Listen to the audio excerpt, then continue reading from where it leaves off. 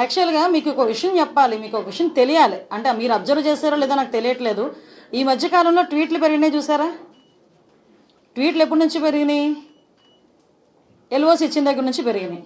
LOC ఎందుకు ఇచ్చారు? వాళ్ళ అల్లుడికి ఎల్ఓసి ఇచ్చిన దగ్గర నుంచి పెరిగినాయి. ఇచ్చిన దగ్గర నుంచి ఏమవుతుందంటే ఒక చిన్న అలజడి స్టార్ట్ అయింది.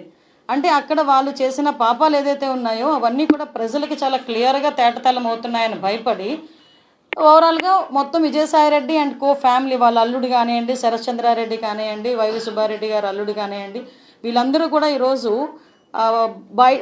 ఇందులో ఇన్వాల్వ్ అయ్యి ఉన్నారన్న సంగతి చాలా క్లియర్ కట్గా అర్థమైంది. కాబట్టి వీళ్ళు ఏం చేస్తున్నారంటే బయటకు వచ్చి నోటుకు వచ్చినట్టు చంద్రబాబు నాయుడు గారిని తిడితే కనుక టాపిక్ డైవర్ట్ అవుతుంది, మేమందరూ చంద్రబాబు నాయుడు గారిని ఎందుకు తిట్టామన్న గురించి మాట్లాడతాం కాబట్టి అని డైవర్ట్ చేస్తున్నారు. జనసేన వాళ్ళు ఎలా డైవర్ట్ చేస్తున్నారు?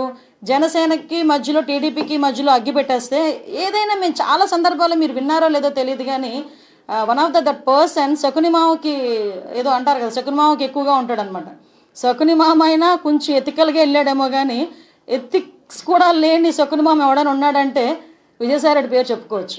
కనీసం అతని తాలూకా వయసుకి అతను చేస్తున్న ప్రొఫెషన్కి కూడా సంబంధం లేకుండా, గౌరవం లేకుండా నోటికి వచ్చినట్టు ఒక పెద్దవాళ్ళకి గౌరవం ఇవ్వాలని మినిమం కామన్ సెన్స్ లేకుండా మాట్లాడే పరిస్థితి ఈరోజు కనిపిస్తూ ఉంది.